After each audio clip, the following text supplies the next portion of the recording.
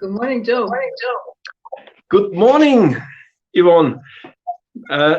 Welcome to the next show, Don't Do It Like Joe, all about family, friends, football and Forex. Today with Professor Yvonne Hofstetter, CEO of 21strategies. Did I get that right? Right. Yeah. Yvonne, how are you? Where are you? How are things going? Yeah, I'm actually calling in from Mainz, which is a city in Germany where the German state TV is located. And I'm calling in from a hotel room because yesterday in the evening I was participating in a TV broadcast, a TV show about artificial intelligence and philosophy, ethics in artificial intelligence. And today I will drive back home to the north of Munich to my company and my team, where we actually build artificial intelligence next generation for hedging of foreign currency exposure in larger corporations, international corporations. Incredible. Like Yvonne, you, me, and also Christian, we know each other almost 10 years now in that business. We have met frequently. And I think it is not exaggerated to say that you and your team are probably one of the most sophisticated in the world in that field. You started early. Today, we are talking about artificial intelligence in connection with hedging, currency, and commodity risk. Please tell us more about it. Mm-hmm. So first of all, the normal citizen does not exactly know what artificial intelligence is. To put it into a few simple words and in the straight sense of the word, it's only about machine learning. Machine learning and artificial neural networks. So it's not the Terminator, it's not the Matrix that people have in mind when they speak about artificial intelligence. It's not necessarily technical autonomy, so drones which fly around with no pilots and make autonomous decisions. This is work in progress. This is research work. But when we speak about artificial intelligence, we speak about the artificial neural networks, and they have standard tasks to do, which is actually finding patterns. And therefore, you have standard application areas, which is image recognition, voice recognition, translation, etc., pp. And people usually think that you would apply artificial intelligence to, let's say, FX rates and find patterns in the rates. That probably will not work very well. I can say this from experience. So you need actually a next gen type of artificial intelligence, which is able to make decisions under uncertainty. And actually you need more than artificial intelligence, more than neural networks to do so, additional methods, additional techniques, which have basically cognitive capabilities, if you say so, the capability of planning, the capability of decision making, the capability of recollecting what machine have I done in the past, and what effect does that have on my account. So this is all what we're dealing with. And when it comes to hedging FX risks in large corporations, then you also, in addition, deal with a very with processes you must adhere to, or the machine must adhere to. So it's a highly constrained problem you're dealing with, and you literally need years to come up with the models that can tackle these problems. Okay. It is for the average person probably a bit technical to understand. Now, 21strategies. Why this name, 21strategies, for the new project or company? And second, your flagship product is Hedge 21. Tell us more about it. Hedge 21 initially was actually thought to be also the name of the company, but we in the end said, okay, that's a product and the product line, because we can apply our technologies and our models also to other problems of the 21st century. And what we do is we do tactical and strategic decision making under uncertainty, and this is why we call the company 21strategies, to have a broader umbrella that basically covers not only hedging with our flagship product Hedge 21, but also other things. All right. I found on your website, apart from the legend Christian Brandlhuber, I found some other things. I found that Commerzbank and Ernst&Young is partnering with you. And I mean, what kind of clients can contact you and benefit from your innovation? Yeah, what we actually did earlier this year, and this is very typical also for myself and my team, right after the beginning of the lockdown in Germany, we formed a joint venture with Commerzbank, and Commerzbank invested in 21 strategies. And the reason is that Commerzbank wants to become, of course, like any other bank, more digital, and is looking into digital business models that help them basically through the transition into a digital banking business. And we found it actually valuable to work together because with our technology and our models, we have the hedging business model. But as I just said, we can also apply it to other business models. We could also apply it basically to next generation market making with an inventory management and a smart inventory management of currencies and commodities. That was interesting for Commerzbank, and so we partnered. On the other hand, we have a sales channel partner, which is, and this is correct, Ernst & Young. And in Ernst & Young, we have a department we're cooperating with. It's been called EY Global Treasury Services, and those are the specialists for FX hedging in corporations. And as you can imagine, EY has as we all know, has good contact into DAX corporations. Oh yes. For the good or the worse. Okay. I heard about that. Yes. Yes. Okay. So we actually started out with a target market, which is LCAPs, large capitalized companies that have usually a treasury department set up, that have resources to do the FX hedging, that do exposure management, and that basically serve the CFOs. And so we're targeting the premium segment first, but of course, hedging, FX exposure hedging is a topic that also the mid-cap clients deal with. And the mid-cap clients, they're basically underbanked because they do not have any consultant that deals with them. It's simply too expensive for them. And here, of course, we have also a gap that we can close, because we can say, look, we can offer you a smart machine and you deal with them, and the machine helps you making a good decision or an optimal decision when to hedge, how to hedge, if to hedge at all. Sometimes hedging is expensive and it's not worthwhile to do it, but to have some support here through mathematics would help the mid-cap underbanked clients as well. Even it sounds very technical, Yvonne, I think it's pretty simple, yeah, because you have all the technology. So if a client wants to get in touch with you to know more, they go to your website, I guess, fill in the contact formula, and then you guys get in touch. But just to keep it very practical, because I'm interested myself how it works. Like when now one of the SMI listed in Switzerland, a company likes this video and likes 21 strategies.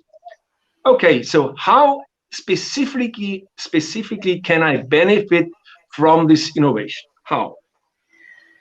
So first of all, we go into a tiny little project which is free for the client. So my team must make an analysis of the hedging processes in the company that is requesting our services. So we want to understand how they do the hedging, because the hedging processes in companies, they differ widely. Yeah, some look into the hedging processes on a monthly basis, others on a quarterly basis.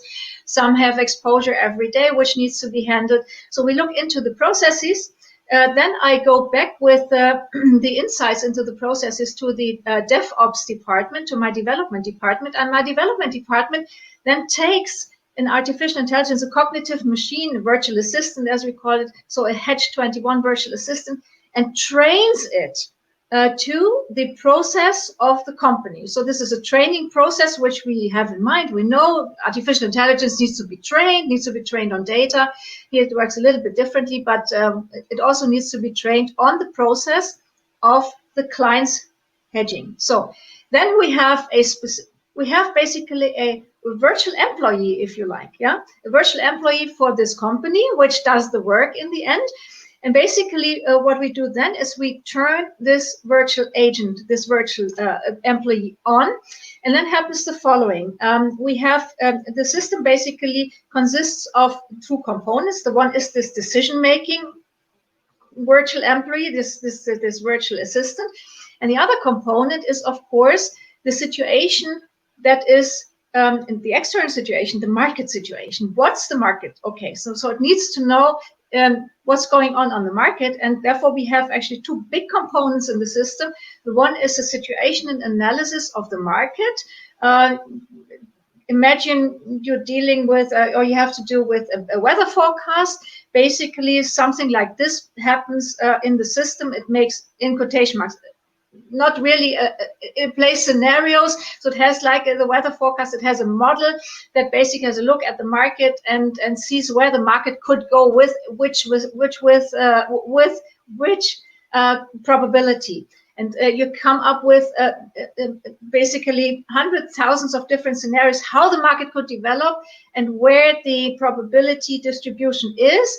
And this information is then being digested by this virtual assistant, and the virtual assistant then makes the decision, and it takes into account the market situation as well as the internal processes of the company. And that makes it quite complex. So it's sort of, yeah, it is simple in a way how the client, the user, deals with it, because artificial intelligence needs an interface. And what is the interface? It basically speaks to you. And it speaks to you. Yeah, you could use an Alexa, for example, if you will have a speech output. But of course, you have here only a screen, and you have a decision support system. It gives you an advice. It gives you, yeah, it tells you what its decision is. And you, as a human being, you can decide whether you want to follow this decision or if you don't want to follow this decision. That's excellent. That's excellent. And now, Yvonne, we had often talked in the past about API fixed connections. And you know, a normal time to establish an API fixed protocol connection takes between, let's say, 1 week and can take up to 2 months.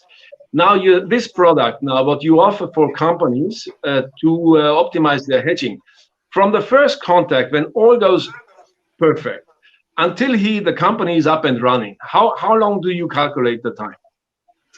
We're getting faster and faster as we add components and more functions to the systems every day. And approximately we will need a week once we have done basically the analysis of the processes, and we have done this training. Then we need another week or so to be online with the client.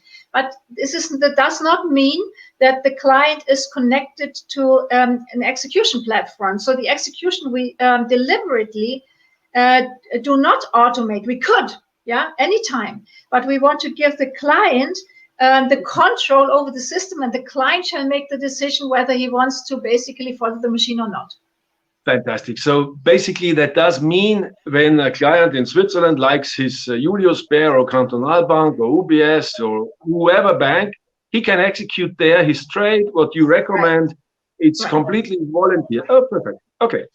Now, one thing before we started this live broadcast, I actually did myself, I just typed in Professor Yvonne Hofstetter in Google. Yeah. And yes, have you done that recently? No, I don't Google myself. Okay, I did it for you. And I was incredibly surprised how many entries you have. I mean, I have it open here, and the first 12 pages are all about you. You won awards, you know, you best-selling books published. You won the, I see, Theodor Heuss Prize for Sie wissen alles. I mean, thank you so much that you made time for us here. Don't Do It Like Joe for the broadcast. Have you watched the other speakers? The videos we did already? Not all of them, but I had a glimpse because I wanted to know how you do it and how I should not do it. I should not do it like Joe, yeah, right? And I actually enjoyed it very much. Okay. But you wore jogging suit last time. I watched it. Yes, and my knee still hurts. Yes, but Okay. thank you very much. Now we are not done yet, Yvonne, because the Don't Do It Like Joe. I came up with this idea. I learned in my life, and I'm still learning. But then I thought it's also nice now to give knowledge to younger people, and also following a bit the principle of Jack Ma from Alibaba. He says you don't have to make all the errors yourself. Just speak with people what they did good. And now my question to you: don't do it like Yvonne. What could you tell us what you may as an advice for generation youngers, what you have experienced in your life, what you would give them as an advice future? That they should actually listen to their parents and the older ones, exactly as you just said, because often we tell them, don't do it as we did it, because we have gone through this and we have seen crisis. And yeah, this is actually a good point. We have seen crisis. We have gone through 3 crises. And I deal, of course, also in my professor world with younger people. And I do startup consulting as well.